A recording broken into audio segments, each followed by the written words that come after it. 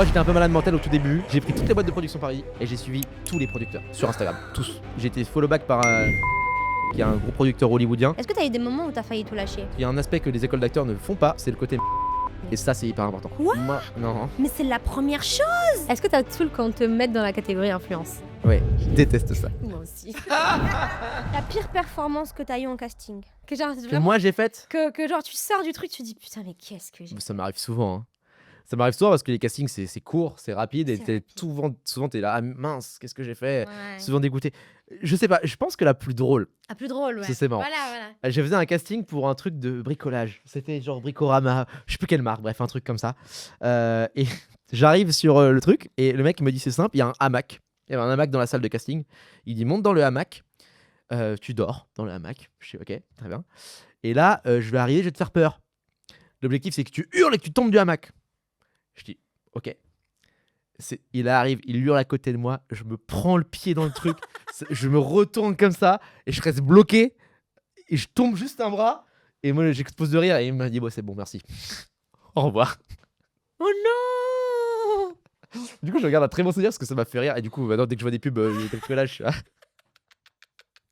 En vrai, il aurait pu rigoler, genre. Non mais Il a c'est rigolé, quoi. non pas trop mais c'est enfin je pense qu'il avait vu 30 personnes il avait pas le temps, il était là allez et puis il est là l'autre guignol, qu'est-ce qu'il nous fait l'autre guignol, ça dégage. Du coup ouais, je dirais que c'est bon. En vrai, c'est marrant quand même. C'est une anecdote que je raconte souvent de casting celle-ci mais j'en ai eu plein d'autres où c'était catastrophique hein. Ouais. C'est plus rare de sortir, elle était là. Yes, j'ai Yes, tout ouais, défoncé. Très, très Et ça fait du bien quand t'as ça. Ouais. Mais souvent, je suis là, ah, pourquoi j'ai fait ci, ça. C'est normal, c'est trop rapide, t'as pas le temps de. Ouais. Et après, des fois, j'ai des castings catastrophiques où à la fin, finalement, ils m'ont rappelé, etc. Tu vois. Ouais. Donc ça veut J'ai rien hâte dire. que ça m'arrive. À chaque fois que je suis sortie d'un casting, j'étais contente. Ok, Ok. ça c'est bien. Et le dernier que j'ai fait, je suis sortie du casting, j'ai fait oh qu'est-ce que j'ai fait, Mais je me suis dit ah peut-être que vu que pour moi, enfin je l'ai raté, ça se trouve en fait ça s'est bien passé, tu vois. Bah, des fois, t'es surpris. Enfin, des fois, tu Mais des foires, fois, en c'est fait, bien. Des fois, ça dépend ce qu'ils voient à l'écran. Et en fait même des fois genre tu peux bien faire, mais il y a tellement d'autres personnes Mm. qui ressemblent peut-être qui sont plus qui ressemblent plus au personnage dont ils ont besoin que Ça. c'est pas par rapport à ton talent ou par rapport à ta performance, c'est peut-être pas par rapport à d'autres trucs, peut-être même ça peut être un petit truc genre par rapport à tes mains qui sont pas bien, je sais pas, genre des trucs comme ça, tu Ça. vois. Bah moi par exemple une fois c'était il y a pas très longtemps un casting où en fait la Dircas me parlait et je pensais qu'on était enfin la Dircas me parlait mais elle jouait un personnage et on était encore dans le truc, elle c'était encore en train de tourner et moi je pensais qu'elle me parlait à moi personnellement Warren tu vois.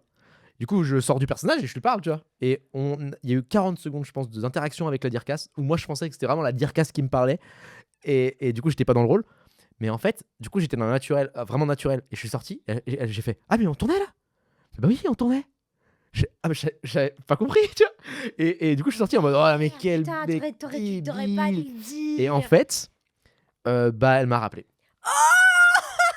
J'adore cette histoire. Donc, tu vois, comme quoi, parce qu'en fait, j'avais ce côté un peu réaliste où j'étais J'adore. vraiment en mode naturel, tu sais, en mode ouais, bah oui, ouais. Enfin bref, tu vois. Et ouais, donc, comme quoi, des fois, Ouais. on se prend la tête pour rien, je pense, au casting souvent. Grave. Et en fait, moi, je sais que ceux qui ont souvent des rôles, c'est ceux qui vivent en mode allez, les secondes, Ouais. on s'en fout, machin. C'est ça, ouais. Et je pense qu'on se prend trop la tête. Ouais, grave, t'as C'est- raison. t'as Après, totalement je dis ça, j'ai pas été pris dans beaucoup de trucs non plus, mais Est-ce que genre quand tu fais un casting, t'as la pression, tu te rends ou est-ce que t'as des trucs ça dépend ce que c'est. Ah Quand ouais. c'est des gros trucs, ouais. Moi, ça m'est arrivé d'auditionner pour des gros films, même des Mm. films internationaux et tout. Ouais. Là, je suis là, ah, ce rôle pourrait changer ma vie, tu vois. Donc là, je C'est prends. comme ça. Mais quand c'est des petits rôles, des trucs comme ça, en général, je suis plus chill. Ouais. Après, le rôle de la dire, enfin, souvent, selon le Dircas que t'as, il va te mettre trop à l'aise. T'es là, ça va. Souvent, c'est l'inverse des fois. Ils vont te stresser, tu vois. Et donc là, ça dépend qui t'as comme Dircas. Pour moi, le Dircas, c'est hyper important parce que ils peuvent vite te stresser, vite te bloquer. Et, ou inversement, te mettre trop chill et tout. Ouais. Ça dépend des Dircas. Voilà. Moi, c'est une angoisse pour moi. Ah ouais, t'as un gros stress avant d'y aller, ouais. Moi, j'ai une boule au ventre qui commence dès que je sors de chez moi. Ah ouais, ok. Dès que je sors de chez moi pour faire le trajet, je commence à avoir une espèce de Roland. Comme si j'avais envie de vomir. Ah ouais. Vraiment, genre la gorge qui se noue. Comme ça. Et après, je dois faire des exercices de respiration, breathe. C'est mon mantra, genre, c'est le seul truc qui m'aide. Ok. Et après, genre, je me dis, mais non, mais t'inquiète. Tu sais, je me parle à moi-même. Je me dis, mais non, mais t'inquiète, Lamia, ça va aller. Faut juste que tu sois toi-même. Mais il faut vraiment que je fasse un énorme travail pour vraiment être un minimum, je te dis, un minimum détendu. Et quand je suis devant, j'arrive et tout, j'entre. Ah, tu trembles. C'est comme ça. Je pense que c'est parce que c'est mes débuts. Je pense que c'est parce que je commence, j'en ai pas fait non plus des masses, des Ok, castings, c'est tu vois. peut-être pour ça alors. Je pense que c'est pour ça. Mais par contre, dès qu'on me dit action, il y a tout qui part. Trop bien. Mais c'est horrible parce que en fait, je me mets tellement la pression que, Il faut pas. en fait, j'ai tellement l'énergie que je devrais utiliser pour pouvoir jouer, bah, je la dépense en étant Ouais, c'est stressée. Et dommage. c'est tellement dommage. Après ça, peut-être avec l'expérience, ça va partir. Oui, bien sûr, je pense. Il faut vraiment se dire, je l'aurai pas. Moi, c'est comme ça que je fonctionne. J'y vais en mode, je l'ai pas. Je l'ai pas. Ouais. Et je te jure que quand tu mets ça en tête, moi, des fois, j'oublie que j'ai fait le casting et 3 semaines plus tard, je fais ah, ils m'ont rappelé pour un truc et tout. J'avais complètement oublié. Et c'est ça qu'il faut faire. Parce que sinon tu te mets dans des étapes C'est impossibles, ça. quoi. C'est ça, mais parce que j'ai tellement envie de réussir. En fait, j'ai tellement envie de l'avoir que, en fait, non, c'est pas possible. Enfin, faut pas que j'y arrive comme Non. ça. Sinon, c'est. Parce que le casting, c'est pas comme un entretien d'embauche. Ouais. Ils ont déjà plein de gens. Ouais. Ça se trouve que physiquement, tu vas arriver, ils vont se dire ah bah non. Ah bah non. Tu vois, il y a Et ils vont quand même Ouais. te faire Bah ouais, ils faire vont le retrouver. truc. Tu vois, il y a plein de critères qui rentrent en jeu. Où est-ce que t'es bien physiquement pour le rôle, machin. Il y a trop d'éléments qui font que il y a peu de chances d'être pris. Ouais. Tu peux. Et parfois, on te dit, tu vois, là, récemment, on m'a dit ah, tu m'as fait trop rigoler, j'ai adoré, c'était parfait, on va pas te le faire faire une troisième fois, on te rappellera. Mm. Et là, je reçois un mail 2 Non. semaines après, finalement, non, ton profil n'a pas été choisi. Parce que c'est une question de coup de cœur, tu vois. Ils vont voir quelqu'un de parfait pour le rôle. Ouais. T'as beau être bien, etc. Tu vois, C'est ça ouais. dépend de trop de critères. Ouais, c'est horrible. C'est un milieu, enfin, l'exercice des castings, c'est un truc horrible. Hein, mais Ouais. puisqu'on se prend 1 million de refus, c'est pas Ouais. évident. Mais j'ai une question aussi par rapport à toi, en tant que acteur qui a fait déjà quand même pas mal de projets, etc. Ouais. Le conseil que tu pourrais donner, par exemple, à des gens qui peut-être veulent se lancer et qui peut-être ne sont pas très confiants avec leur jeu ou aussi faire des castings, etc. Qu'est-ce que tu dirais peut-être à ton fils qui veut faire ça, par exemple, Qui veut faire de l'acting, qui veut faire des castings. Enfin, qui veut faire de l'acting, ouais, qui veut rentrer dans Dans le le milieu. cinéma, tu vois. Comment il faut s'y prendre je dirais, t'es sûr? Est-ce que t'es sûr? Ouais. T'es sûr? Mais souvent, les gens qui veulent devenir acteurs, ils savent qu'ils veulent devenir acteurs. Ouais, mais il y en a beaucoup qui savent pas et qui pensent que c'est aussi une mode. Moi, je connais pas. beaucoup d'acteurs qui n'avaient pas ce truc-là depuis qu'ils sont gamins et c'est une lubie d'un coup. Tu vois. Et ça, en vrai, faut pas y aller quand c'est comme Et ça. en plus, il perce. C'est ça qui me saoule. Pas forcément. Mais pour moi, déjà, si t'as pas ce truc-là depuis que t'es gamin, que c'est en toi, machin. Après, non, c'est un peu exagéré de dire ça. Mais Samuel L. Jackson avait dit un truc très intéressant. Et si toi aussi tu veux créer du contenu de qualité, rendez-vous sur notre site paris-podcaststudio.fr. Le meilleur conseil pour des jeunes comédiens, c'est ne le faites pas. Pourquoi? Parce que si vous m'écoutez, Ah, si vous écoutez le conseil. si vous écoutez le conseil de Samuel L. Jackson, c'est qu'en fait, au fond, Au fond, pas besoin. Ouais, tu l'avais. Et t'as pas cette rage de réussir dans le cinéma. Ouais. Alors que, il y a des gens qui attendent jusqu'à 50 ans avant de percer, tu vois. Moi, pareil. Ça, c'est la vraie rage. Ce que je me dis, moi, je vais essayer, même si je dois essayer jusqu'à la. Et bah ça, c'est que selon le conseil de Jackson, c'est que c'est ça. Parce que dans tous les cas, moi, ce que je kiffe, c'est juste le faire. Genre, c'est pas en mode. Et j'aime aussi me perfectionner dans un truc que j'aime, qui me passionne, tu vois. Ouais. Le processus de apprendre à rentrer dans des personnages, c'est difficile en vrai. Hein. C'est pas un truc anodin que tout le monde C'est peut clair. faire, tu vois. C'est sur la bonne voie dans ce cas-là pour moi. Moi, c'est vraiment le conseil premier. Le second conseil que j'aurais à dire, c'est pratiquer. Mm. Et pratiquer un max. Même moi, à mon niveau, je veux dire, faut que je continue de pratiquer. Tu vois. Comment tu fais pour avoir autant de projets et tout de cinéma? Alors moi, j'étais un peu un malade mental. Même pub. Pub, t'as plusieurs agences Ouais. que tout le monde peut Donc, postuler. ouais. Là, T'es dans des agences, toi? je suis dans 3 agences que je recommande. Enfin, toutes les agences de pub, en vrai, quand t'es jeune comédien, vas-y, ça fait des cachets, des trucs, enfin, c'est super. Ok. Et ça, t'as rien à perdre à le faire. Donc ça, je recommande beaucoup. Après, agence artistique, j'en ai pas, mais en tout cas, ça c'est bien aussi parce que tu trouves des castings. Moi, j'étais un peu malade mental au tout début. J'ai suivi tout. J'ai pris toutes les boîtes de production Paris et j'ai suivi tous les producteurs sur Instagram, tous. Mais j'ai passé des jours et des jours à tous les suivre. Mais c'est bien, c'est ça qu'il faut faire. Et je notais tous ceux qui me follow back. Et je notais, clac, clac. Et je dégageais tous les autres qui m'ont pas follow back. Clac, Ah clac, ouais. clac, clac, clac. Et j'envoyais un DM direct. Ah, bonjour, machin, machin. Et j'ai fait ça, je te jure, j'ai un niveau de matrixage. Et ça a pas mal fonctionné dans le sens où, bah, du coup, j'ai Les prods?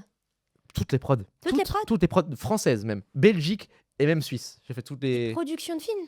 J'ai suivi toutes les boîtes de prod. Je suis allé sur des comptes, je suis allé sur le wiki. Ah, il y a qui dans cette boîte de Et donc, prod? en fait, toi, tu conseilles de faire ça, de plutôt te diriger vers des boîtes de prod que des directeurs de casting. Pas forcément. Directeur de casting assure aussi, bien évidemment. Ok.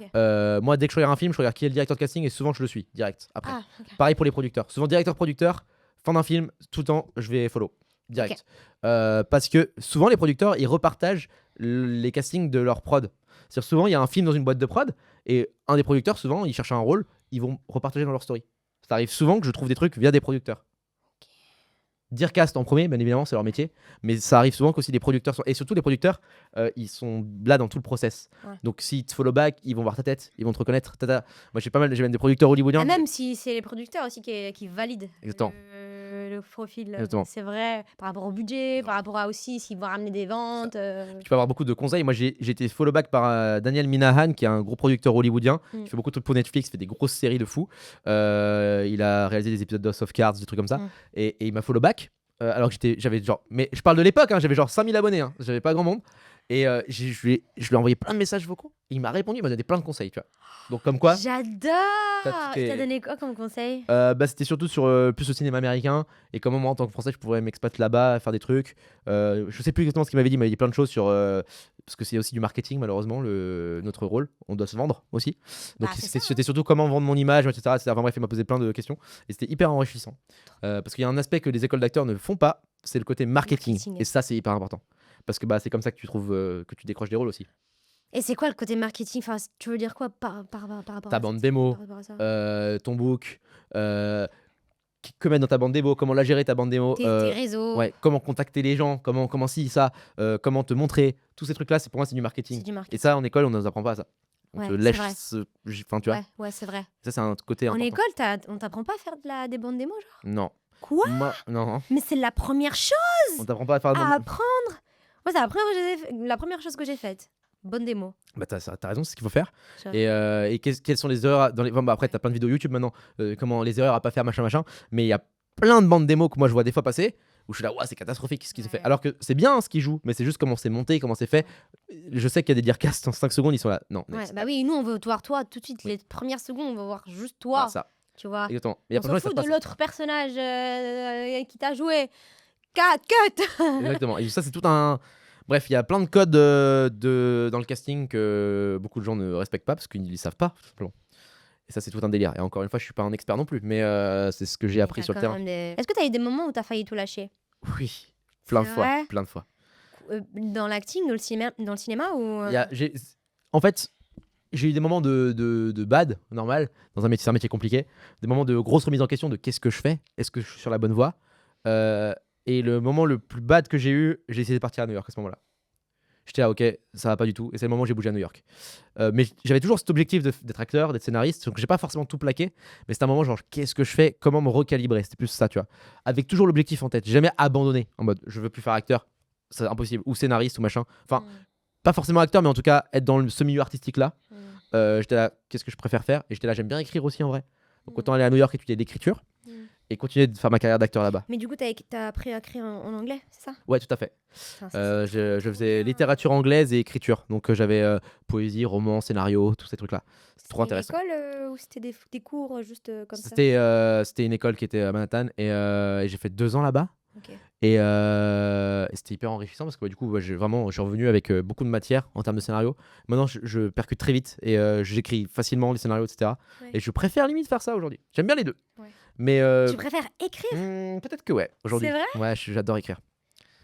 Moi, je pensais que j'allais kiffer l'écriture et au fur et à mesure, je me rends compte que... C'est un autre exercice. Hein. C'est un autre exercice. Et moi, j'aimerais bien même écrire pour les gens. Parce que je trouve que je suis assez... J'aime bien faire ça, tu vois. J'adore faire de l'acting aussi, hein. Mais sur le long terme, je me verrais plus en effet scénariste quelque part. On va faire les deux en même temps. Ouais. Le pire conseil qu'on t'a donné dans le milieu artistique. Et si t'aimes ce podcast, n'hésite pas à t'abonner. Je dirais de ne... Il y en a un, on m'avait dit, parce que moi j'ai un physique un peu atypique, on en parlait tout à l'heure. Donc c'est pas évident. 20 en vrai, mais qu'est-ce que tu racontes? Ah bah je te jure que si. Mais je crois que tu te rends pas compte. Hein. Dans tous les castings, on me le dit ça. Hein. Je suis choquée. Tous les castings. Et j'ai pas un visage passe-partout. Ouais. Et mes profs m'ont toujours dit ça c'est une force comme une faiblesse. Parce que dans le sens quand t'es débutant, c'est une faiblesse. C'est une force sur le long terme. Plus tard, parce que tu seras unique. Moi je pense que c'est une force. Hein.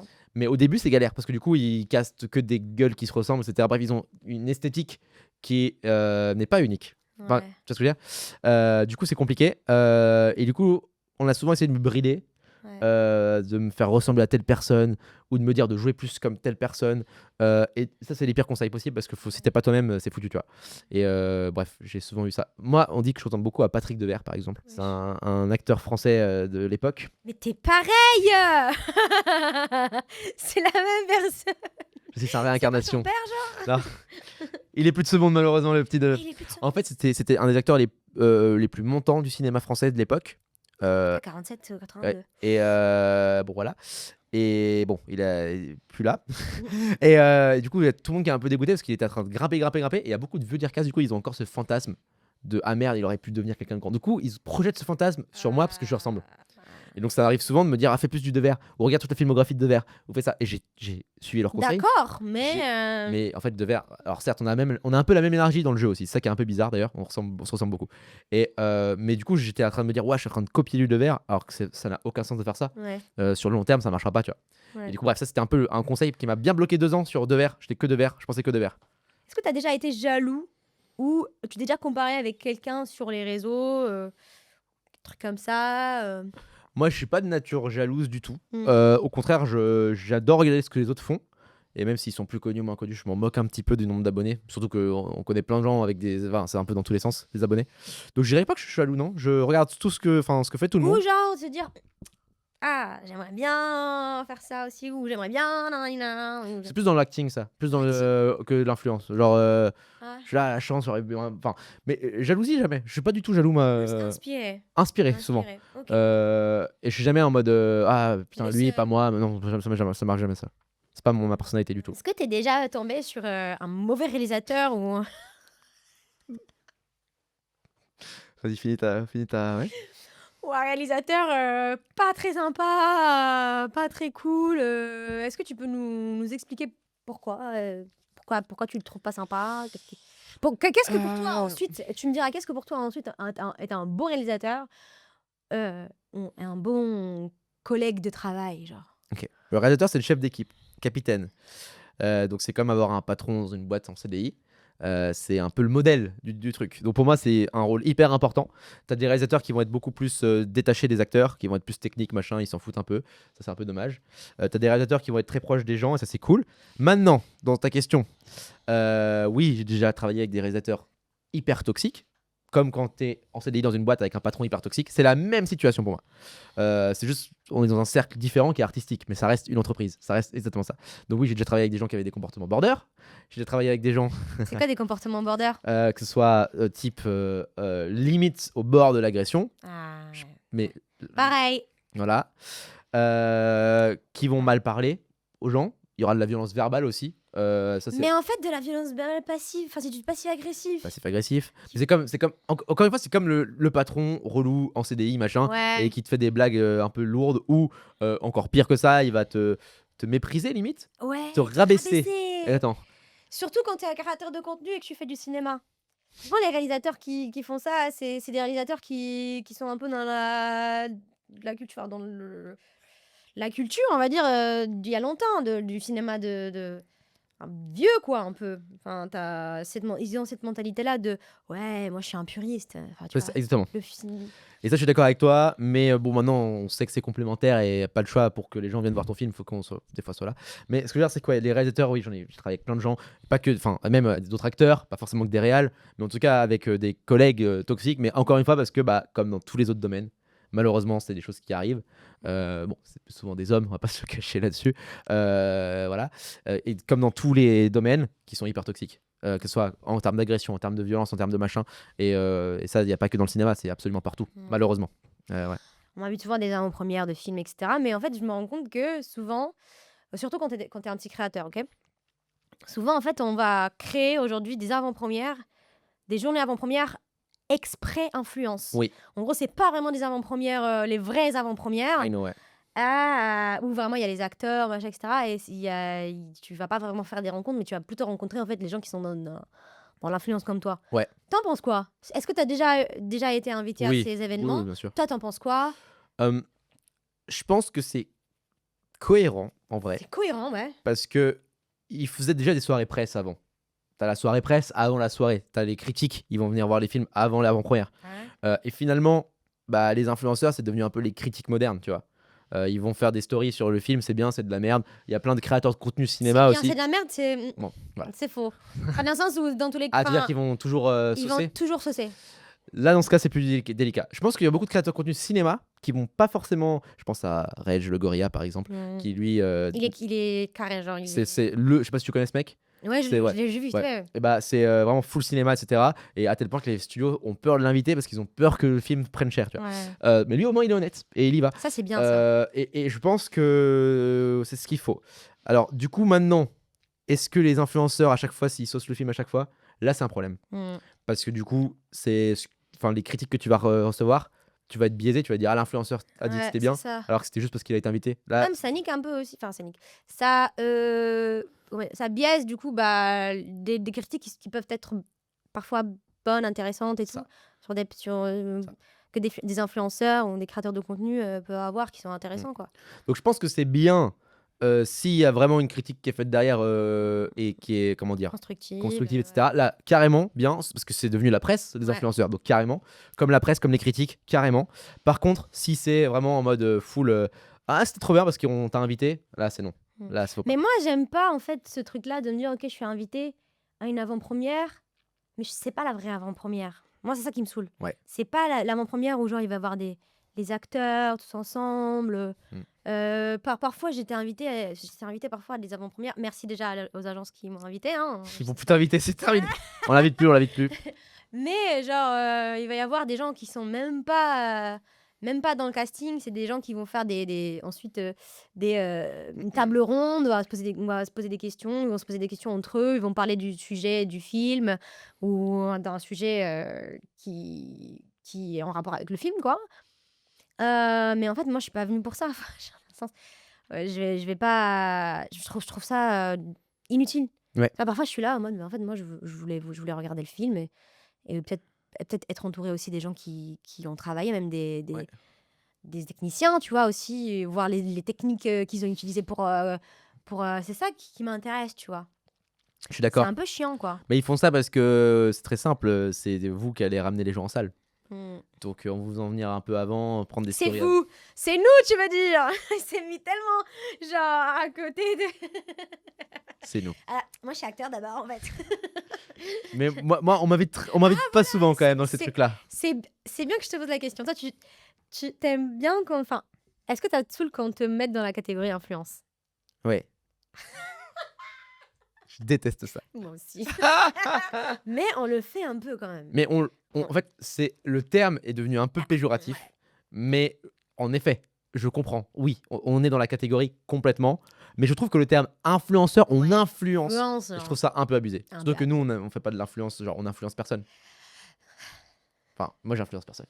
Je n'influence personne. Bah après voilà, quand t'as des collaborations, t'es obligé de parler de la. Enfin si, en tout cas c'est une collaboration authentique dans le sens où Plein de collabs en ce moment, c'était. Oui, c'est vrai. tu vois, Mais si, en j'influence, fait t'influences quand Oui, même c'est d'une vrai, ça. certaine manière. Mais c'est le mot influenceur qui est chiant. Ouais. Et tu peux faire de la création de contenu, parler d'un truc cool. C'est comme quand moi je te dis bah putain hier je suis allée manger un couscous frère dans un resto, bah je t'influence d'une certaine manière, tu Oui, vois, c'est même vrai. si je suis pas en train de faire une vidéo. Oui. Mais c'est vrai, je suis d'accord avec toi, c'est archi chiant. On s'arrête là. Ouais, on s'arrête pas. Merci. Merci Warren d'être venu. Bah de toute façon, il y aura pas de fin. Ah là, salut. Allez. Allez, ciao. je me casse.